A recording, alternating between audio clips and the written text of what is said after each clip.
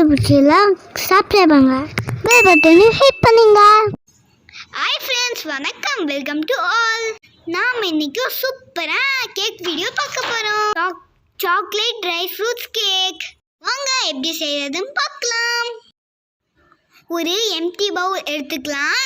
அதில் 1/2 cup condensed milk போட்டுக்கலாம். அடுத்தது ஆயில் 1/2 கப் சேர்த்துக்கலாம்.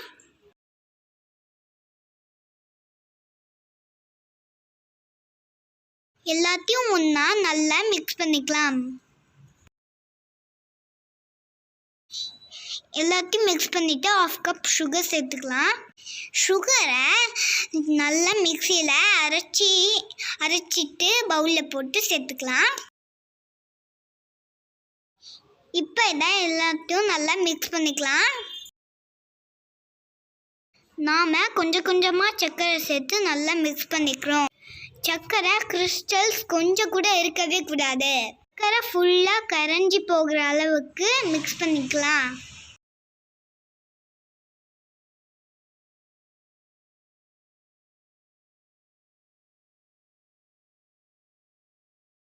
இப்போ நல்லா மிக்ஸ் ஆயிடுச்சு. ட்ரை இன்க்ரீடியன்ட் சேர்த்துக்கலாம். ஒரு சல்லடை வச்சு 1 கப் மைதா மாவு போட்டுக்கலாம்ல. நம்ம மெஷர் பண்ணது எல்லாமே ஒரே கப்பில் மெஷர் பண்ணிக்கலாம். அடுத்தது ஒரு 2 table spoon cocoa powder, 1 table spoon baking powder, 1/2 table spoon baking soda. இப்போ தான் நல்லா சலிச்சிக்கலாம்.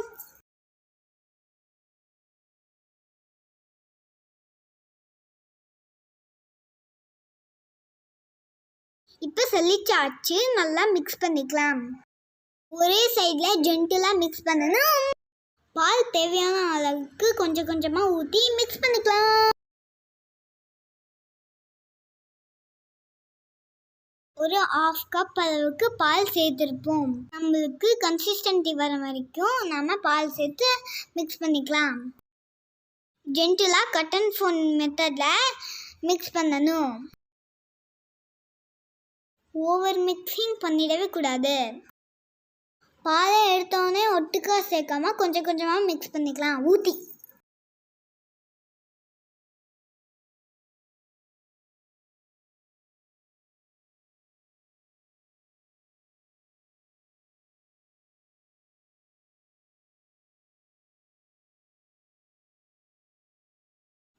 இப்போ பாருங்க, கேக் பேட்டர் தயாராகிடுச்சு. வாவ், இந்த கன்சிஸ்டன்சியில் இருந்தால் கேக் ரொம்ப சூப்பராக இருக்கும்.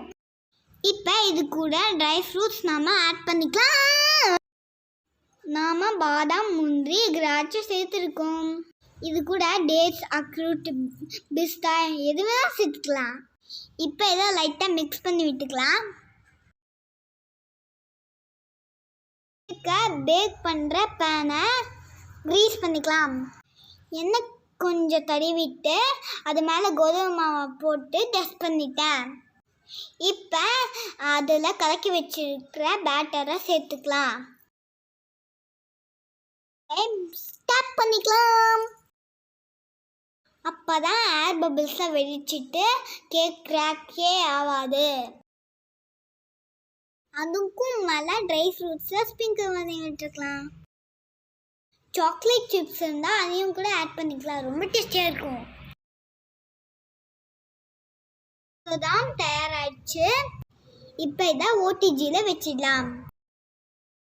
நம்ம வாங்கின புது ஓடிஜியில் பேக் பண்ணுற ஃபஸ்ட்டு கேக் இது.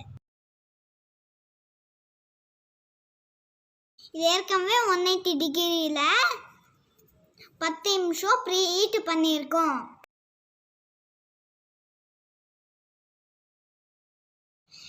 கேக்கை வச்சு அதே 180 டிகிரியில் 40 மினிட்ஸ் வச்சுக்கலாம். எக்ஸாக்டாக 40 மினிட்ஸில் இந்த கேக் பேக் ஆயிடுச்சு. டூத்பிக் எடுத்து செக் பண்ணப்போ பாருங்க, கொஞ்சம் கூட ஒட்டவே இல்லை. இதெல்லாம் சூடானதுக்கப்புறம் டீமோல்ட் பண்ணிக்கலாம். பாருங்க, கேக் ரொம்ப ஸ்பாஞ்சியாக சூப்பராக இருக்குது. வாவ். இப்போ இதை திருப்பி போட்டுக்கலாம். பாருங்க, பார்க்கவே யம்மியாக இருக்கு. இப்போ இதை கட் பண்ணி டேஸ்ட் பண்ணிக்கலாம்.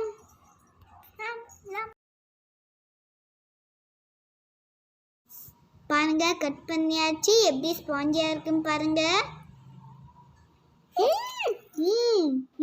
ரொம்ப யம்மியாக இருக்கு. வா, இந்த கேக்கை நீங்களும் ட்ரை பண்ணி பாருங்க.